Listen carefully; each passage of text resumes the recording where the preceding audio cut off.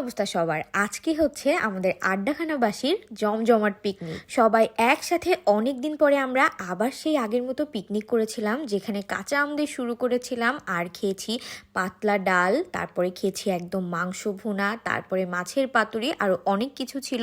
আর সাথে চাটা তো থাকবেই। আর আমাদের আড্ডাখানাবাসীর পিকনিক, আড্ডা তো হবেই, তাই না? অনেক আড্ডা, অনেক গল্প, অনেক আনন্দ, আর এই সব কিছুই কিন্তু থাকছে আমার আজকের ভিডিওতে। অনেক দিন পরে আমরা এরকম একদম বাংলা খাবার দিয়ে পিকনিক করেছি। অলওয়েজ আমরা হচ্ছে একদম সবসময় হয় বিরিয়ানি করি, না হলে খিচুড়ি। আজকে একদম গরম গরম সাদা ভাত, দেশি মুরগি, মাছের পাতুরি, একদম কাঁচা আম দিয়ে ডাল, সব কিছু একদম মন ভরে খেয়েছি। আর এই সব কিছু থাকছে ভিডিওতে, আর অনেক বেশি আড্ডাও থাকছে। আপনারা কিন্তু অবশ্যই জানাবেন আপনারা কে কে আড্ডাখানা ভিজিট করেছেন এবং কে কোথা থেকে আমার ভিডিও দেখছেন। আর আড্ডাখানায় পিকনিক হবে আর মিম আর আমার ঝগড়া হবে না, এটা তো হয় না।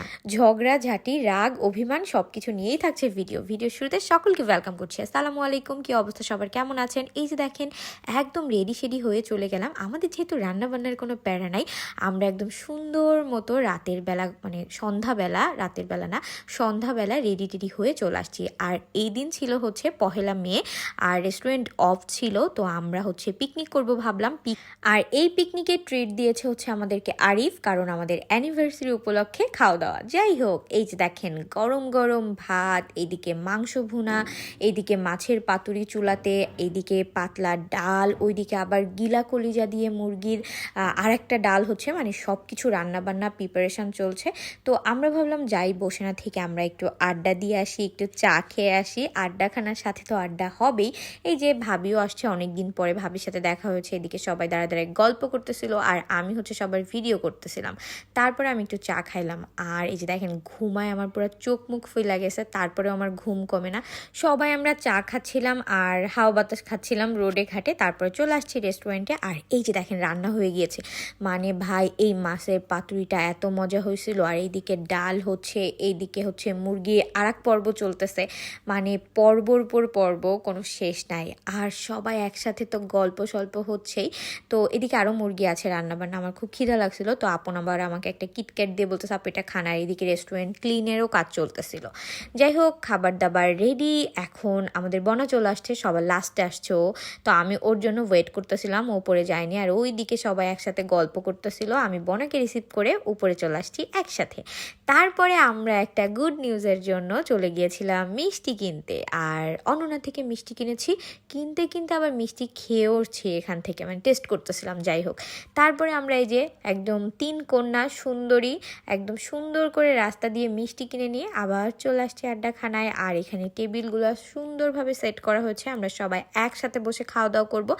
আর ফাইনালি এই যে দেখেন, আমাদেরকে এখন পরিবেশন করবে সবাই একদম গরম ভাত। এদিকে আপন বলতেছিল আপু আপনি টেস্ট করেন। তো আমি এখান থেকে হচ্ছে প্রথমে একদম সর্বপ্রথম টেস্ট করে দেখতেছিলাম যে কেমন হয়েছে। তো সব কিছু একদম পারফেক্ট ছিল। অনেক বড় সাইজের একটা রান দিয়েছে, আমি এটাই বলতেছিলাম। আর এটা অনেক মজা ছিল।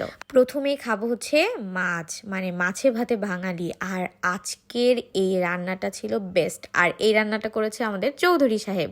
থ্যাংক ইউ সো মাচ রানাকে, ও এত মজা করে এই মাছের রেসিপিটা করেছে।